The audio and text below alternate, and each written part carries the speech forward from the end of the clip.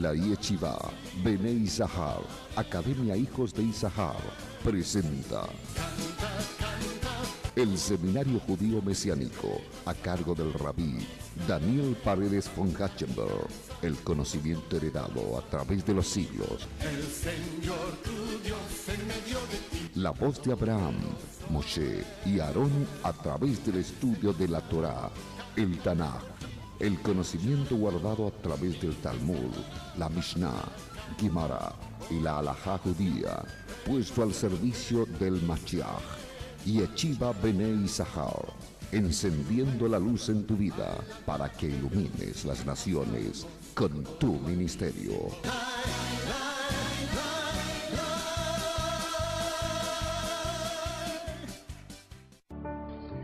Muy buenas tardes a todos, gracias por venir, por asistir a esta conferencia.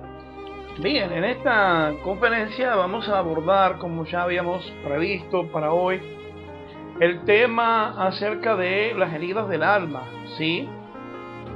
Aquellas que pueden o se pueden sufrir desde niños, ya algunas por el abandono, otras por el maltrato o la pérdida de los padres o de otras personas mayores que tanto amamos.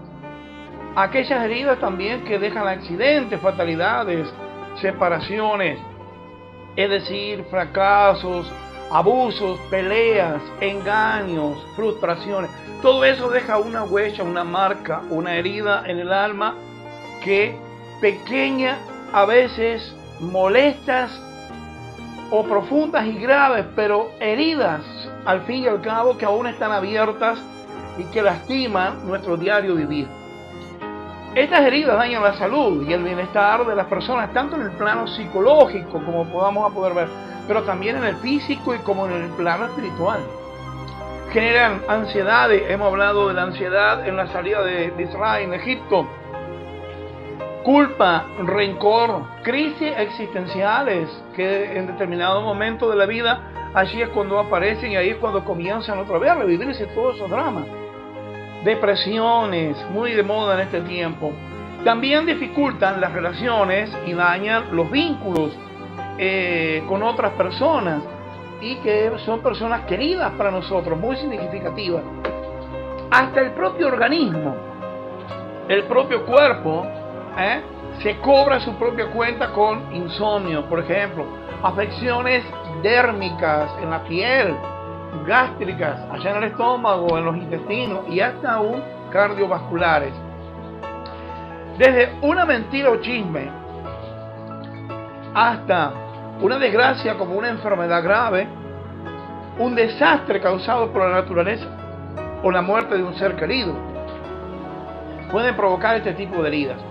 Las personas que han sido lastimadas o quienes han herido a otros y se sienten culpables saben que sanar una vida es un gran desafío. Ahora bien, sin embargo, es algo que debemos hacer si queremos vivir cada día con toda plenitud. ¿Me van entendiendo hasta ahí?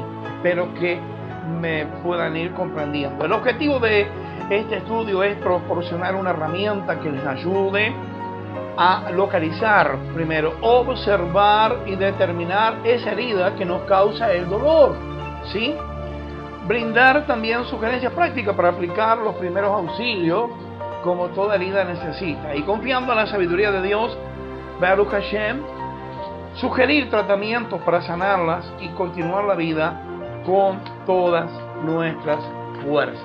Lo primero que vamos a ver en este seminario tiene que ver justamente, nos vamos a enfocar en lo que es el temido sufrimiento, aquello que muchas religiones han perpetuado en la vida de las personas y de los cuales nunca los puede liberar, porque les conviene siempre trabajar con la culpa y con el sufrimiento. Es por eso que el Eterno, Akadosh Baruj Hu, marca el inicio del calendario litúrgico con la fiesta de Pesaj, Pascua.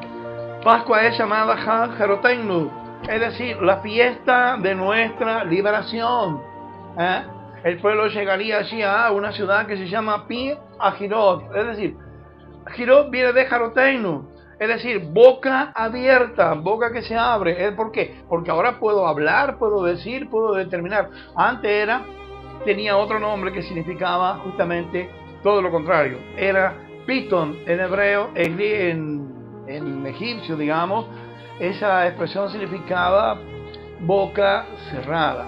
Bien, todas las personas, las más afortunadas incluso, experimentan sufrimiento. No solamente los pobres, también los ricos.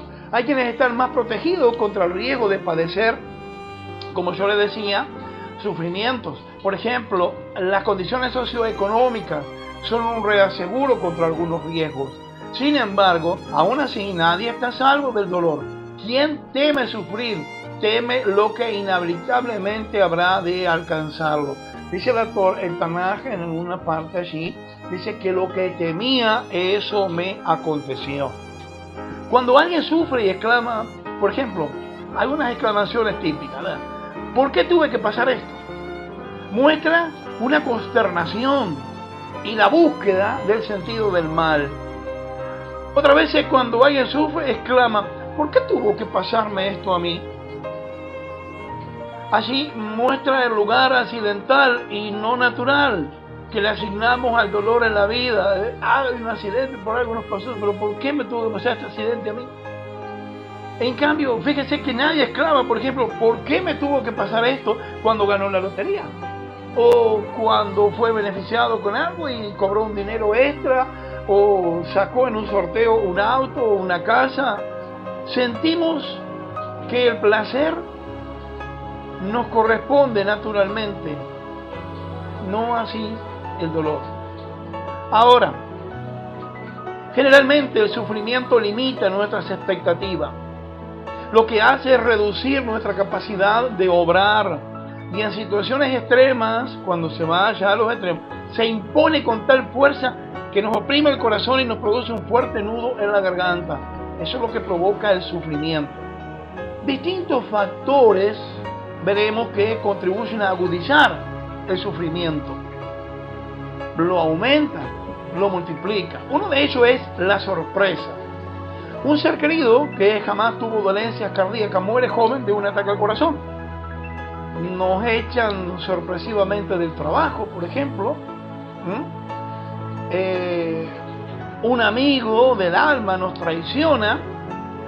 En estos casos el sufrimiento se agudiza con la consternación, el sentimiento que le suma la sorpresa al dolor. Por eso, un dolor sorpresivo suele ser mucho más agudo para nosotros que un dolor anunciado.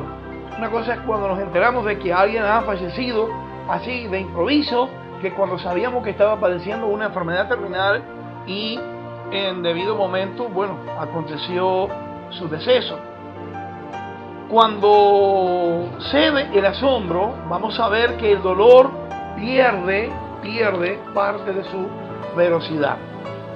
Otro factor, yo hablé de factores que agudizan el sufrimiento, es el cambio de hábitos, por ejemplo. Nos echan de trabajo y además del sueldo, del salario, extrañamos la rutina de levantarnos temprano, a tal horario, todos los días. La rutina del viaje, hacia el auto o en el colectivo o en el subte o en el tren, la charla con los compañeros, las personas con las que acostumbramos a vernos todos los días al viajar. Nos separamos de nuestra pareja y parte del sufrimiento que padecemos obedece a que extrañamos innumerables momentos que son como rituales compartidos a lo largo de los años. Esa transición entre un universo de hábitos y otro suele ser muy, pero muy dolorosa. Para superarla es preciso entonces crear nuevos hábitos y que sean lindos, buenos y atractivos. Lo que también ayuda a acentuar el dolor, vamos a ver, es el pavor por el sufrimiento. Sufrimos por la pena que nos embarga. Y también sufrimos por la autocompasión, por la injusticia de la que nos sentimos objetos. El desarrollo de la medicina y las imágenes publicitarias de la felicidad que vemos a diario en la calle ofrecen y favorecen este pavor al sufrimiento. parecería que el dolor o los problemas no formaran o no debieran formar parte de nuestra vida. Es para nosotros esencial aceptar, incorporar la idea de que las circunstancias adversas de la vida y el dolor son algo natural de la vida, parte constitutiva de la misma, con la cual vamos a convivir permanentemente. Ahora, vamos a parafrasear a Descartes. Descartes decía, el gran filósofo, él decía, pienso luego existo. Nosotros tendríamos que escribir para nosotros, decir, sufro, entonces existo. Hay gente que cuando sufre y está atravesando una enfermedad, una situación de dolor terrible, ahí se da cuenta que existe realmente. Hay gente que necesita cada día ir, por ejemplo, al médico, sacar un turno para poder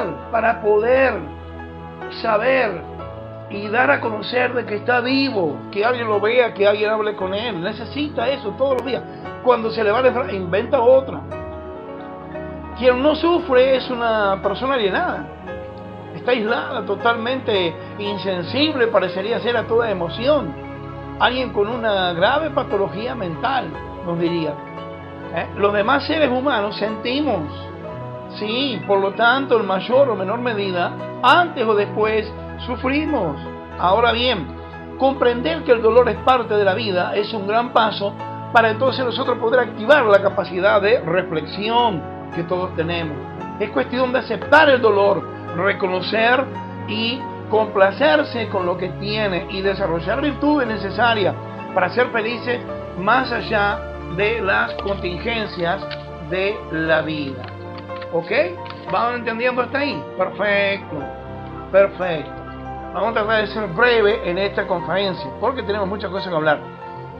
Si procuramos, por ejemplo, como nos manda la Torá, no dañar a los demás, si tenemos inteligencia práctica y sabemos actuar antes los difíciles momentos, y si somos valientes y podemos vencer el miedo y tolerar la adversidad, entonces sí, si somos humildes y tenemos entonces conciencia de nuestros límites, tenemos grandes posibilidades de superar el sufrimiento.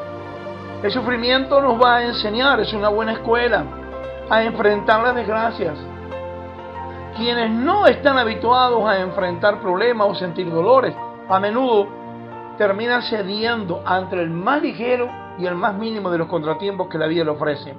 Por el contrario, aquellos que sí están acostumbrados a las adversidades suelen soportarlas con mayor firmeza y valentía. Vemos que nuestro pueblo, cuando el Holocausto, la Shoah, allí en Alemania, en los campos de concentración, los jóvenes eran los que perecían más rápido, los veteranos, las personas viejas, eran las personas mayores las que más soportaban el dolor y el sufrimiento, porque ya lo habían vivido, lo habían visto antes. Obviamente, nadie puede ser feliz en un contexto de desgracias, y desgracias a veces terribles como esa. Si bien la fe es lo más importante, debemos decir que también es necesaria la salud, los bienes materiales y el reconocimiento de los demás también. Sin embargo, de esto no se desprende que la felicidad sea para nosotros el sinónimo de bienestar y de prosperidad. No, se puede vivir mal en tiempos buenos y bien en tiempos malos. Recordemos que hay gente que recibe todo, pero Dios no le ha dado la capacidad de disfrutar sus bienes. En cambio hay otros que también reciben todo, pero se le añade esa capacidad de disfrutar lo que posee. ¿Cómo se aprende a aceptar el dolor y a superarlo? Qué linda pregunta. No hay como perderse, se dice en Argentina, para hacerse vaquiano. Es decir, para hacerse un conocedor, un experto. Una vez que usted se pierde, ya la segunda vez no lo hace. Así como se aprende a hablar, aprendemos a caminar y a construir una casa y a operar una computadora. Se aprende a superar el dolor también. Es algo que debemos de aprenderlo. Y para aprender es esencial recibir ayuda. Siempre lo vamos a superar recibiendo ayuda, afecto y contención. Por eso vemos tan entrenados, saber reconocer nuestras heridas, lograr enfrentarlas, superarlas para nosotros también. De esa forma poder ayudar al que está al lado, al vecino, al amigo, a aquel pariente que está sufriendo en estos momentos. ¿Sí? Para eso siempre hay personas dispuestas y sobre todo Dios, Baruch Hashem. Él es el primer interesado quien desea guiarnos y cuidarnos en cada uno de los pasos que damos.